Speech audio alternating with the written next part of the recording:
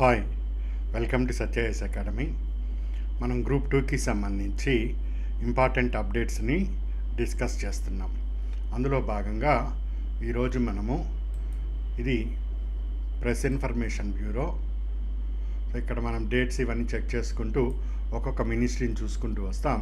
అందులో ministry of environment, forest and climate చేంజ్లో year end review 2024 ministry of environment, forest and climate change అని వస్తుంది.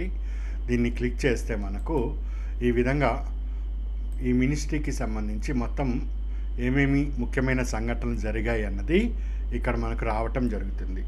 So ఇక్కడ Ek Ped Ke Naam campaign, eco mark scheme, climate action, net zero decarbonisation, మూడోది, నాలుగోది national clean air programme, ఐదోది circular economy, ఆరోది Indian cooling action plan, so eighth forest protection, biodiversity యాక్ట్కి సంబంధించి, next ఎన్ఏఈబి. So ఆ విధంగా మొత్తం 22 ఐటమ్స్ వరకు ఇందులో ఇవ్వటం జరిగింది. సో వీటిని మనము డీటెయిల్గా స్టెప్ బై స్టెప్ ఈజీగా డిస్కస్ చేద్దాం. దాంతోపాటుగా మనము టెస్ట్ 8 కూడా అప్లోడ్ చేశాను. రిజిస్టర్ అయిన అభ్యర్థులు, రెన్యువల్ చేసుకున్న అభ్యర్థులు, ఇప్పుడు కొత్తగా చేరే అభ్యర్థులు ఎవరైతే ఉన్నారో వారు యూజర్ నేమ్, పాస్వర్డ్ ద్వారా ఇక్కడ లాగిన్ అవుతారు. సో లాగిన్ అయిన తర్వాత మీ విధంగా ఇంటర్ఫేస్ వస్తుంది ఇది కొత్తగా చేరే అభ్యర్థులకి. సో ఇక్కడ మీకు టెస్ట్ 1 నుంచి అన్నీ అవైలబుల్ ఉంటాయి. ఇప్పుడు మన అభ్యర్థులు కూడా ఎవరైనా రాయని అభ్యర్థులు ఉంటే వాళ్ళు కూడా ఈ టెస్ట్ రాసుకోవచ్చు. ఈరోజు టెస్ట్ 8ని అప్లోడ్ చేశాను. ఇక్కడ క్లిక్ చేస్తే మీకు టెస్ట్ 8 ఓపెన్ అవుతుంది. సో ఇక్కడ టెస్ట్ 8లో దీన్ని క్లిక్ చేయండి. ఇక్కడ మీకు ప్రశ్నలు రావటం జరుగుతుంది. సో ఒక్కొక్క ప్రశ్నని ఈ విధంగా మీరు ఆన్సర్ చేసుకుంటూ వెళ్తారు. సో మొత్తం ఇక్కడ 64 క్వశ్చన్స్ ఇచ్చాను. సో 64 క్వశ్చన్స్ ఇక్కడ మీకు టైమర్ ఉంటుంది. సో ఎంతసేపట్లో మీరు ఎన్ని చేస్తున్నారు అని. సో దానికి అనుగుణంగా ఈ టైమర్ని మీరు ఫాలో అవుతూ ఇక్కడ ఆన్సర్స్ ఒక్కొక్కటి చేసుకుంటూ వెళ్తారు. సో లాస్ట్కి అన్నీ కంప్లీట్ అయిపోయిన తర్వాత సబ్మిట్ బటన్ ఉంటుంది. సబ్మిట్ క్లిక్ చేస్తారు. ఇక్కడ do you really want to submit అని వస్తుంది. ఎస్ అని సబ్మిట్ కొడతారు. సో సబ్మిట్ క్లిక్ చేయగానే మీకు ఏవి కరెక్ట్ అయినాయి, తప్పైనాయి మొత్తం డీటెయిల్స్తో స్కోర్ కార్డు వచ్చేస్తుంది. సో లెస్ దెన్ 1 మినిట్లో ఇది మీకు ఇక్కడ అవైలబుల్ ఉంటుంది. సో దాని నుంచి మీరు మీ యొక్క పర్ఫార్మెన్స్ని విశ్లేషణ చేసుకోవచ్చు. ఇక్కడ చూడండి, ఈ విధంగా స్కోర్ కార్డు వచ్చింది. మొత్తం 64 క్వశ్చన్స్ ఇచ్చాను. అందులో టోటల్ ఆన్సర్ క్వశ్చన్స్ 6 ఉన్నాయి. నేను అందులో రైట్ చేసినవి కేవలం 3 ఉన్నాయి, రాంగ్ చేసినవి 3 ఉన్నాయి. సో నెగిటివ్ మార్కు ఒక్కొక్క దానికి 0.33 చొప్పున 0.99 కట్ అయింది. నేను 6 క్వశ్చన్స్ చేశాను. నా ఫీలింగ్ 6కి 5 రైట్ అవుతాయిలే అనుకున్నా. కానీ నా ఫైనల్ స్కోర్ వచ్చి జస్ట్ 2.01 మాత్రమే వచ్చింది. నా పర్ఫార్మెన్స్ 3% మాత్రమే వచ్చింది. సో మీకు ఇక్కడ 80% వచ్చేటట్టు మీరు పర్ఫార్మెన్స్ని పెంచుకుంటారు. సో ఈ విధంగా మొత్తం క్వశ్చన్ ఏంటి, దాని ఆన్సర్ ఏంటి, మొత్తం డీటెయిల్స్ అన్నీ కూడా ఇక్కడ మీకు వచ్చేస్తాయి. సో ఈ విధంగా దీన్ని టెస్ట్ని అటెంప్ట్ చేయండి. సో అందరికీ న్యూ ఇయర్ శుభాకాంక్షలు. సో మనం స్పెషల్గా చెప్పటం జరిగింది. దాంతోపాటు ఈ క్లాస్ చూస్తున్న అభ్యర్థులకి అందరికీ న్యూ ఇయర్. సో ఈ 2025 మీకు ఒక మంచి సక్సెస్ ఇయర్ని అందించాలని కోరుకుంటున్నాను. సో ఈరోజు మనము ఇక్కడ టెస్ట్ 8 1/1/25. సో 1 అయిపోయింది, టెస్ట్ 2 అయిపోయింది, 3 అయిపోయింది, 4 అయిపోయింది, 5 అయిపోయింది, 6 అయిపోయింది, 7 అయిపోయింది. ఇప్పుడు 8th టెస్ట్ని అప్లోడ్ చేశాను. ఈ 8th టెస్ట్ రాయండి. నెక్స్ట్ టెస్ట్ అన్నది 4th జనవరి 2025 నాడు ఉంది. ఈ విధంగా మీకు 23 టెస్టులు రావటం జరుగుతుంది. టెస్ట్ 18 నుంచి మీకు 300 బిట్స్ వస్తూ ఉంటాయి. AP history 75, polity 75, economy 75, SNT 75 చొప్పున. సో మొత్తం 300 బిట్లు, నేను 3000 బిట్లు ప్లాన్ చేస్తున్నా. మీ టార్గెట్ సో ఎగ్జామ్లో 200+ సాధించాలి. అందుకు మనకు బలమైన ఆయుధం ఏపీ హిస్టరీ, పాలిటీ. సో ఇక్కడ 150కి స్కోర్ జరుగుతున్నప్పుడు 120+ వచ్చే విధంగా మీ వర్క్ ఉండాలి.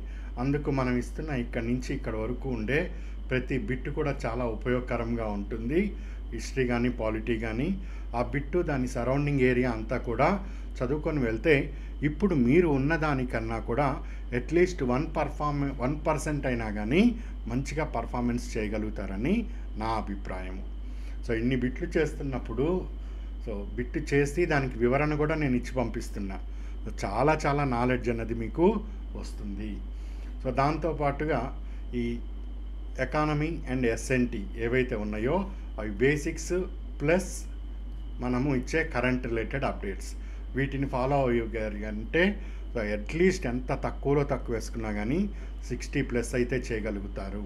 సో ఈ విధంగా నా స్కోర్ అన్నది 180 నుంచి 200 చేరుకోవటానికి నేను మీకు ప్రయత్నం చేస్తున్నాను. సో ఆ విధంగా మీరు కూడా వర్క్ చేయండి. సో ఈరోజు క్లాస్లో నేను ఇక్కడ ఆ ప్రెస్ ఇన్ఫర్మేషన్ బ్యూరో చూస్తే అది మొత్తం చాలా కాంప్లికేటెడ్గా ఉంటుంది. దాన్ని అంతా కూడా నేను సింప్లిఫై చేసి ఈ విధంగా నేను మీకు పంపించటం జరిగింది. సో దీనికి సంబంధించి హ్యాండ్ నోటే పంపించాను. సో హ్యాండ్ నోట్నే తీసుకోండి. ఈ బిట్స్ చేయటము, ఈ 3000 బిట్స్ టార్గెట్, ఈ వర్క్లో ఎక్కువగా కాన్సన్ట్రేషన్ చేయటం వలన ఇవన్నీ కూడా మనము టైంకి డిటిపి అందించలేకపోతున్నా. బట్ ఆల్రెడీ చర్చించుకున్నవే మీకు హ్యాండ్ నోట్గా నేను పంపిస్తున్నాను. దాన్ని అయినా ప్రింట్ తీసుకోవచ్చు లేదా మీరైనా నోట్ చేసుకోవచ్చు క్లాస్ ఇంటూ. ఇక్కడ నేను ఏదైతే ముఖ్యమైన ఇంపార్టెంట్ అని చెప్తూ వస్తున్నానో వాటన్నిటి మీద మాత్రం దృష్టి పెట్టండి. సో దానికన్నా ముందు నేను ఇచ్చిన క్లాసెస్ ఇవి కూడా కంప్లీట్ చేయండి. సో ఇవన్నీ కూడా నేను సింప్లిఫై చేసి అసలు ఏమీ అర్థం కాకపోయినా కానీ ఈజీగా ఏ విధంగా అర్థం చేసుకోవాలని చేసి పంపించాను. సో ఇది అభ్యర్థులు ఇప్పుడు ఫాలో అవుతాం మనం. సో మీరు ఎవరైతే టెస్ట్ రాశారో ఆ స్కోర్ కార్డు పంపించండి, నాకు వాట్సాప్ చేయండి మన ఇన్స్టిట్యూట్ నెంబర్కి. దాన్ని నేను పరిశీలన చేస్తాను. సో ఇక్కడ అభ్యర్థి చూడండి మొత్తం 45 క్వశ్చన్స్. ఇందులో టోటల్ ఆయన ఆన్సర్ చేసినవి ఆయన లేదా ఆవిడ ఎవరైతే అది. సో ఇక్కడ రైట్ ఆన్సర్ 37 చేయటం జరిగింది, రాంగ్ ఆన్సర్ 88, నెగిటివ్ మార్కు 2.64 వెళ్ళింది, ఫైనల్ 34 రావటం జరిగింది. 45 ఆన్సర్ చేస్తే 45 అటెంప్ట్ చేశారు, 37 కరెక్ట్ అయినాయి రైట్. అంటే ఇంకా 8 తప్పుపోయాయి. సో ఎందుకు తప్పుపోయినాయి అన్నది ఇక్కడ మనం విశ్లేషణ ఒకటి చేసుకోవాలి. రివిజన్ చేయకపోవటం వలన తప్పుపోయిందా, లేదా మనం రీకాల్ చేసుకోలేకపోవటం వలన తప్పుపోయిందా, లేదా ఆ ఏరియాస్ మనం టచ్ చేయలేకపోయిందా అన్నది ఇది ఒక పాయింట్. దాంతోపాటు ఇక నేను మొత్తం 51 57 క్వశ్చన్స్ ఇచ్చాను.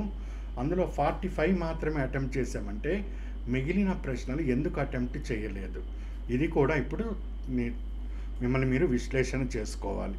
ఆ విధంగా విశ్లేషణ చేసుకొని ఇక్కడ 80%కి ఎందుకు తగ్గామన్నది ఆలోచించగలిగితే మనము ఇదంతా కూడా ప్రయత్నం చేస్తున్న సమయము.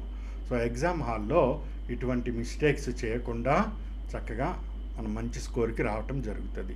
సో ఇక్కడ అభ్యర్థి ఇంత 45 అటెంప్ట్, ఇక్కడ 48. సో ఇక్కడ రైట్ ఆన్సర్స్ 37 ఉన్నాయి, ఇక్కడ రైట్ ఆన్సర్స్ 41 ఉన్నాయి. ఇక్కడ అటెంప్ట్ చేసిన వాటిలో 8 రాంగ్ అయినాయి, ఇక్కడ 7 మాత్రమే రాంగ్ అవటం జరిగింది. సో చూడండి నెంబర్ ఆఫ్ అటెంప్ట్ చేసిన క్వశ్చన్స్ అక్కడ మీకు ఎగ్జామ్లో కూడా నెగిటివ్ ఉంటుంది. సో ఇక్కడ 45 చేయటం వలన ఇట్లాంటిది వస్తున్నది, 48 చేయటం వలన ఇట్లాంటిది వస్తున్నది.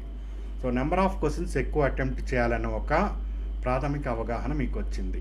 నెక్స్ట్ చేస్తున్న దాంట్లో కూడా రైట్ అయ్యేవి ఎక్కువ ఉండాలి. సో ఇక్కడ రైట్ అయ్యేవి 37 ఉన్నాయి, ఇక్కడ 41 ఉండటం జరిగింది. సో రైట్ అయ్యేవి ఎక్కువ ఉండాలి, నెగిటివ్ తక్కువగా ఉండేటట్టు చూసుకోవాలి. ఇక్కడ చూడండి. సో ఇక్కడ సేమ్ అభ్యర్థి, ఈ అభ్యర్థికి ఉన్న రిసోర్సు ఒకటే, ఈ అభ్యర్థికి ఉన్న రిసోర్స్ ఒకటే, కొద్దిగా అటు ఇటుగా ఇద్దరు అటెంప్ట్ చేశారు. ఇక్కడ ఇద్దరు అటెంప్ట్ చేసినప్పుడు మీకు ఇక్కడే డిఫరెన్స్ కనిపిస్తుంది. సో మీ అటెంప్ట్లో ఏదో చిన్నపాటి మిస్టేక్స్ ఉండటం వలన స్కోరు తగ్గటం జరుగుతూ వస్తుంది. ఇక్కడ ఫైనల్ స్కోర్ 34 వచ్చింది, ఇక్కడ ఫైనల్ స్కోర్ 38 వచ్చింది. ఈ 34ని ఇంకొక 6 మార్క్స్ ఎడిషన్ జరిగితే రైట్ అయ్యి ఉంటే 40+కి వెళ్ళి ఉండేది. సో 50కి 40+ అన్నది మంచి స్కోరు. ఇక్కడ వీళ్ళు కూడా ఇంకొద్దిగా బెటర్గా పర్ఫార్మెన్స్ చేయగలిగితే ఇంకొక 4 మార్కులకి సో 42 వచ్చే అవకాశం ఉంటుంది. ఈ విధంగా ఒక్కొక్క మార్కు పెంచుకోవటానికి ట్రై చేయండి. ఇక్కడ నీకు 100కి 100 వచ్చినా 100కి 0 వచ్చినా కానీ గోల్డ్ మెడల్ ఏమీ రాదు, జాబ్ కూడా ఏమీ రాదు. బట్ నువ్వు చేస్తున్న దాని మీద కాన్ఫిడెన్స్ పెరుగుతుంది. నిన్ను నువ్వు విశ్లేషణ చేసుకుంటావు, తప్పెక్కడ జరుగుతుందో తెలుసుకుంటావు, నేర్చుకుంటావు. చాలా ఉపయోగకరంగా ఉంటుంది. అందుకని అటెంప్ట్ చేయండి. వీటి వివరణలు కూడా ఇచ్చాను, దాన్ని ఫాలో అవ్వండి. సరే, మనం ఎస్ఎన్టీ దానికి సబ్జెక్ట్ పరిధిలోకి వస్తే, సో ఈ విధంగా ఇయర్ రివ్యూస్ అని ఇప్పుడు మినిస్ట్రీ ఆఫ్ ఎన్విరాన్మెంట్ ఇచ్చాడు. మన నెక్స్ట్ క్లాస్ మినిస్ట్రీ ఆఫ్ ఫైనాన్స్లో డిపార్ట్మెంట్ ఆఫ్ ఎక్స్పెండిచర్, దానికి కూడా నోట్స్ రాస్తున్నాను, దాన్ని డిస్కస్ చేస్తాం. ఆ విధంగా మన సిలబస్లో ఏవైతే ఉన్నాయో దాని రిలేటెడ్ కంటెంట్స్ అన్నీ కూడా ఇయర్ ఎండ్ రివ్యూస్ని పరిశీలన చేద్దాం. సో ఎన్విరాన్మెంట్ అండ్ ఫారెస్ట్ దాంట్లో ఏక్ పేడ్ మాకే నామ్. సో ప్రపంచ పర్యావరణ దినం 5th జూన్ నాడు మోడీ దీనిని ప్రారంభించడం జరిగింది. అమ్మ పేరు మీద ఒక మొక్కని నాటడం. దీని మీద ఆల్రెడీ డిస్కస్ చేసుకున్నాం మనం, బట్ ఒకసారి రీకాల్ చేసుకొని ఇంకేమన్నా అప్డేట్ ఉంటే చేసుకుంటాం. సో ప్రతి ఒక్కళ్ళు కూడా మీ అమ్మగారి పేరు మీద ఒక మొక్కను నాటుతూ పోతే సో అది ఒక మంచి ఆ వాతావరణాన్ని తీసుకొస్తుందన్నది ఏక్ పేడ్ మాకే నామ్ క్యాంపెయిన్. ఇది మొత్తం మార్చ్ 2025 నాటికి, ఈరోజు మనం 1 జనవరి 2025 నాడు ఉన్నాము. మార్చ్ 25 నాటికి ఏక్ పేడ్ మాకే నామ్ మీద ఎన్ని మొక్కలు నాటాలని ప్రభుత్వం లక్ష్యంగా పెట్టుకున్నది అంటే 140. ఈ పాయింట్ కూడా ఇంపార్టెంట్. ఇలా టార్గెట్స్ అన్నీ ఇప్పటి వరకు యాజ్ ఆన్ డిసెంబర్ నాటికి మనము 102 crore మొక్కలు నాటడం జరిగింది. సో ఇది ఏక్ పేడ్ మాకే నామ్ క్యాంపెయిన్ యొక్క అవుట్కమ్. నెక్స్ట్ ఏకో మార్క్ స్కీమ్.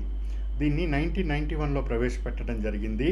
దీనిని అడ్మినిస్టర్ చేస్తున్నది bureau of Indian standards.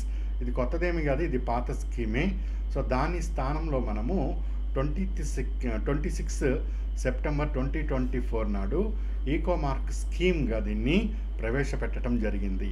So Narendra Modi గారు మనకు లైఫ్ అనే కాన్సెప్ట్ని ఇవ్వటం జరిగింది. మనకు అంటే ఇన్ ది సెన్స్ ప్రపంచానికి. So life style for environment.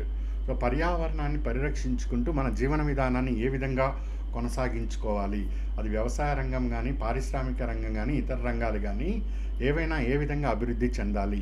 ప్రతి ఒక్కటి కూడా మనం ఏదో ప్లాస్టిక్ బాటిల్ వాటర్ తాగి యూజ్ చేస్తాం. సో ఈ బాటిల్ని అవతల పారేయకుండా దీన్ని రీసైకిల్ చేయాలి. So that is what life. So life style for environment. మన ప్రవర్తన, మన నియమావళి పర్యావరణానికి భంగం కలిగించేది ఉండకూడదు.